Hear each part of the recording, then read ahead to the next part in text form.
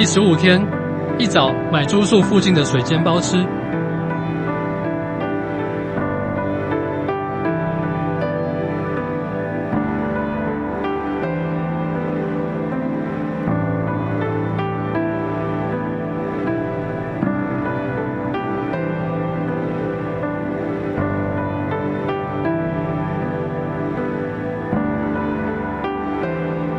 骑 U-Bike 到三信桥车站，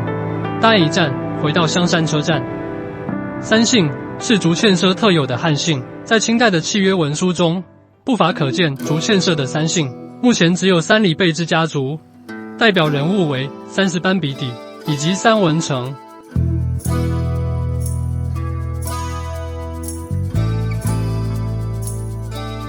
相传清朝时有陈姓、许姓、曾姓共10多人，在此地遭原住民杀害，后来人们帮他们建了小庙，称为三姓公庙，也称为三圣公庙。这附近的溪流也被称为三姓公溪。三姓桥指跨越三姓公溪的桥。据闻香山是新竹最早有人居住的地方，香山是台湾西部山与海距离最近的地方，在狭长的香山平原上，于西元2000年发现了史前遗址上沙文化遗址，比著名的13行遗址早了近2000年。根据发现的陶器特征，乃将该遗址所属文化归属为玄文红陶文化时期的红毛港系统。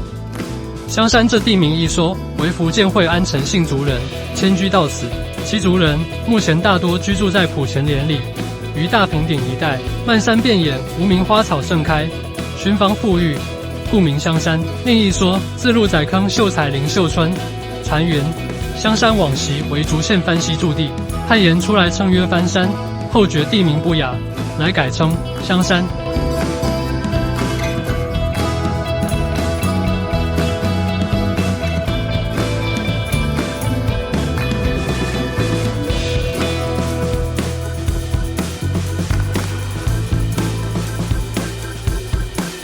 海山里宝海宫平日有地方上的老人会参加潮汕街会，附设神明会组织，每年举办进香活动，往南部旅游进香，2月底出发，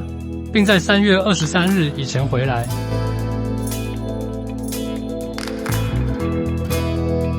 长兴宫邱无温三府王爷系开台三王，清顺治已有年跨海来台，明末进出漳泉2州船舶靠港，香山港、通山客商都以王爷护航，得以平安顺利。以前临海一带常有尸体被上岸，有的是海难者，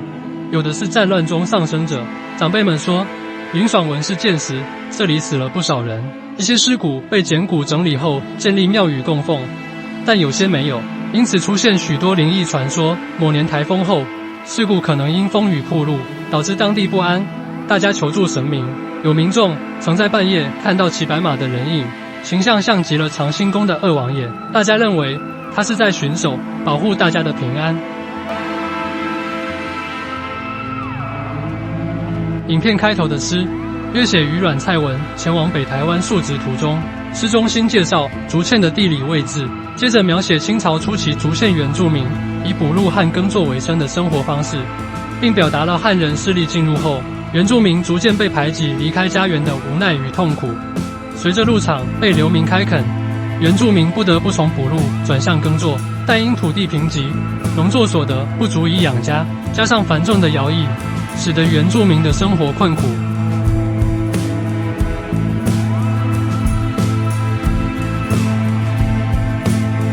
走过内湖路这个桥，就是苗栗了。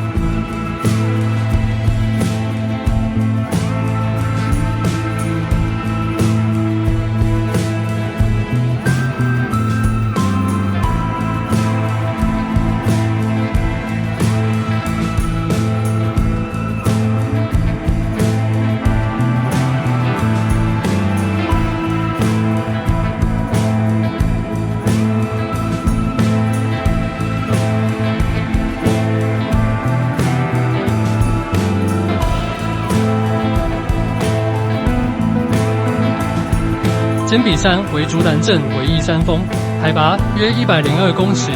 视野展望良好。一位战争时为台湾义军抵抗日军关键性战役地点之一。1895年8月9日，日军以海陆夹击进攻坚比山，义军不敌猛烈攻击而退守苗栗，此为坚比山之役。18世纪后期的林爽文事件中，林爽文在附近的老徐旗被官方捕获。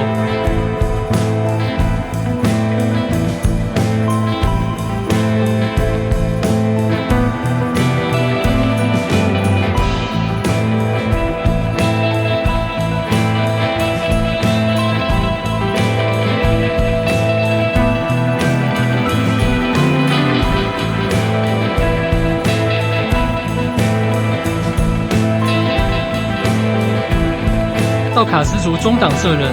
为竹南平野的原主。乾隆23年，官府奖励中港社人梯级冠汉姓，从汉俗，并赐姓院选冠带。当时的土木林合欢热烈响应，并致力教育税人子弟。台湾道蒋允勋乃于清乾隆30年赐予国学中英匾额表扬。乾隆51年，林爽文起事，中港社人协助清军，新港、后龙、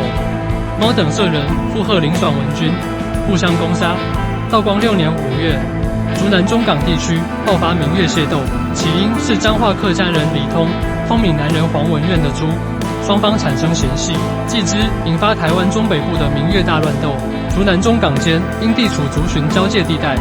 彼此关系更形同水火。屈居下风的客家人便寻求窦焕平乡亲黄豆乃助阵，他带领南庄塞夏族人下山参战，在农历5月初9日血洗中港街。闽南人所建立的妈祖庙慈玉宫也遭焚毁，直到明浙总督孙二准率军压境，事件才告平息。事后，中港街民把事件中死难的百姓共同收埋在城外的澎湖错埔地。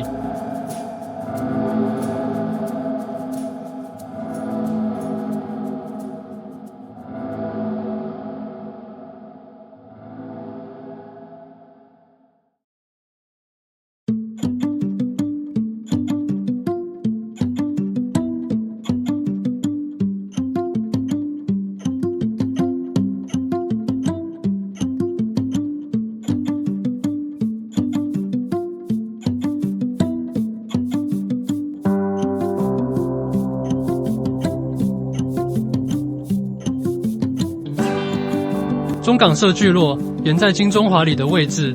其公廨设置于金慈玉宫前。乾隆12年前后，汉人开垦日渐普遍，部分平埔族人移往老区其一带，其余于乾隆51年迁至藩社。此地在乾隆54年推行屯田制时，减佐收租税的公馆，也是各社土木主持会议、社民集会以及供奉祖灵的场所。道光11年曾增建，但头目林茂珠的故宅毁于日昭和10年大地震，仅存的平埔族武场及时厅移，也于民国40年被铺设为柏油道路。道卡斯族的先民骨如今仅能从早期的照片中遵义。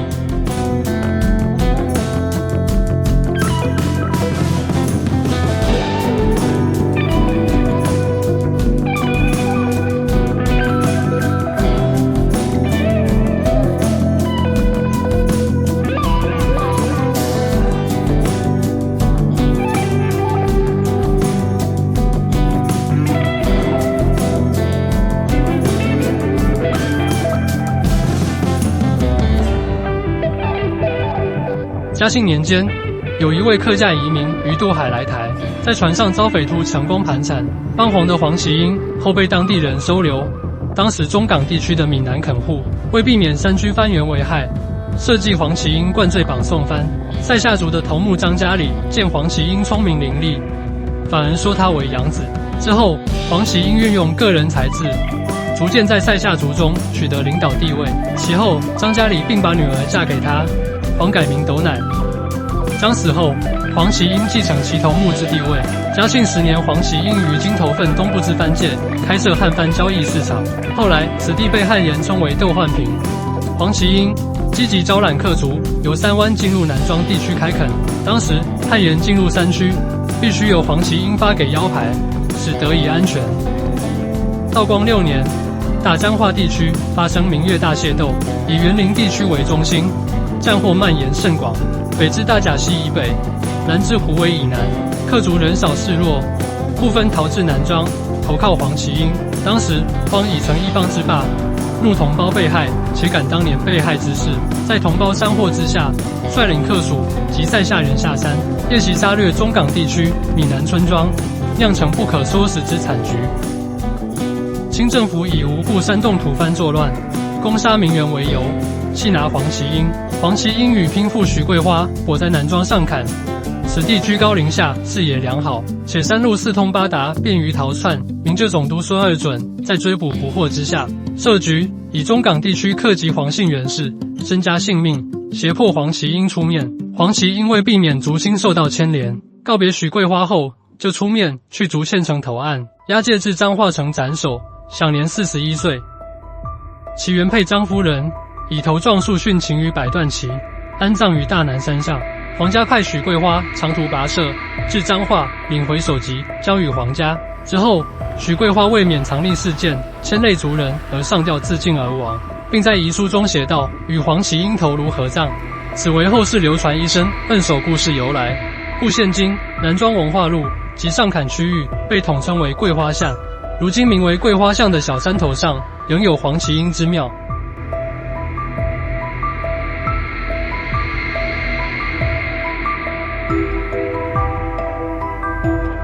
造桥一带是往昔中港通往苗栗的必经之路，因南港溪河床深，且易受海潮影响，商旅渡河困难。为解决交通问题，当地居民捐款建造了一座桥，名为登元桥。另一说，清雍正9年，客籍垦民在犍山西路定居，居民渡河经常用竹子搭建便桥，但一杯洪水回。由于搭桥的过程反复不断，不常说去做桥，逐渐形成造桥地名。清光绪8年，林汝梅申请移设3湾爱物至南庄，并获得批准。在联络民籍金东汉及屯迁总萧连芳的同意后，从事垦地爱房。然而，屯巴总钱登云指责林汝梅与胡兴发串谋，假借金允从名义收取爱股，图谋分肥。当时明月之分类，其实不外张、黄两姓之纷争。林汝梅与胡外围等以民籍张姓合伙，客籍黄姓亦与把总钱登云合同抗争之，以竹堑、中港之屯藩为其援助，实为分类械斗之在也。清光绪10年3月，司礼兴师头义等社联合袭击林汝梅田厝公馆，切断水源和道路，包围爱寮。当时田厝有80余名老弱丁田，进退两难。新竹知县周志侃命黄南求与黄龙章协助解围，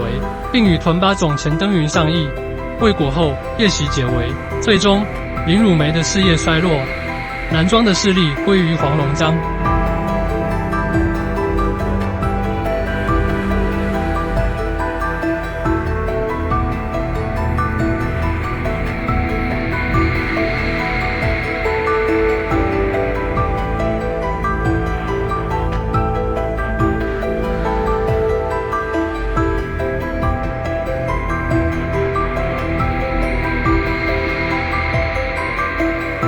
清朝当时新建的铁路仅从基隆至新竹，造桥火车站建造于明治41年。当时纵贯铁路尚未全线通车，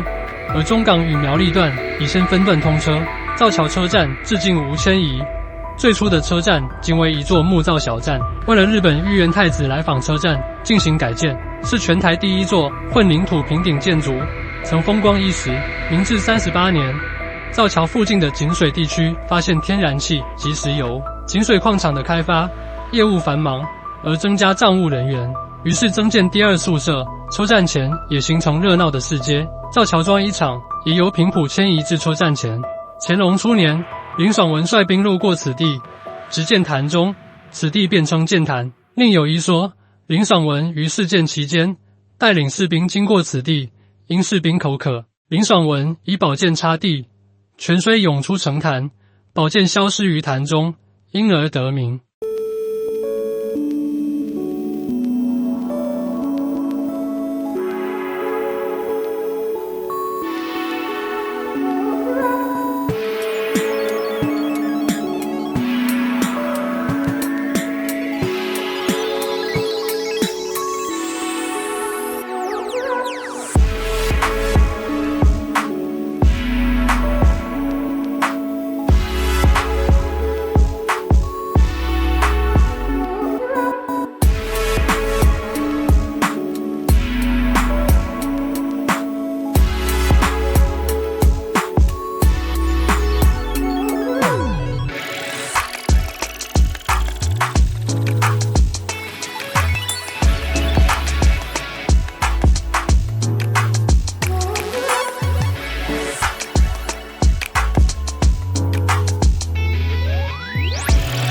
中港社起初称为马凯流伍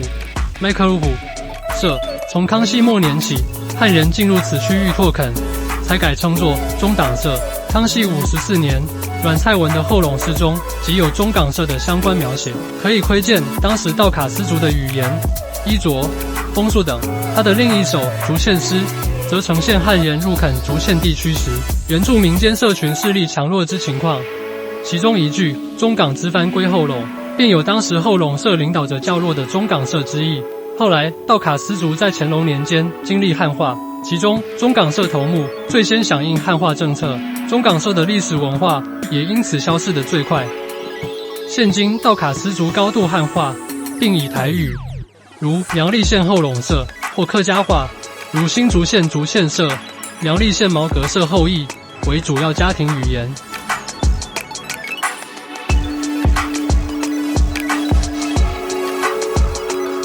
今天来搭高铁回去。以上就是第15天，香山道丰富。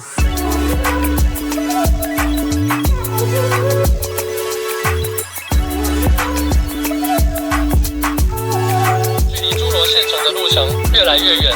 当地的风俗也随之渐渐变异。看看这些后垄地区的原住民，他们北到中港以南的地区，当地的语言仅在这片地方能够通用，其他地方的人听不懂。他们的头发在头顶垂下来，前额和后脑的头发都剪短了，头发很厚，压的光头形状像倒扣的碗。也有几个人不按仪节的戴高帽子，用黑色红色绒线缠绕几百圈，看起来颇有古人的风采。只是可惜他们都赤着脚。这里的男女孩子在8、9岁时，前面的2颗门牙会被剃掉，长大后他们会先通后娶，当地把结婚叫做牵手，之后各自住在不同的地方，互不约束，连父亲都不会强迫他们住在家里，更别说住在公公家了。这里的村庄稀稀落落，只有2、3间房屋，高大的仓岭建在平原上，储存的属稷谷物充裕，只是担心潮湿的气候，于是把仓库建在高架木栈上。它们水瓢大又坚硬，上面缠绕藤条，溪水暴涨数日时，他们利用大水瓢涉溪渡流。他们丰收有庆祝活动，疾病危险很少，喝酒的时候就高歌，生活充满了快乐和安详。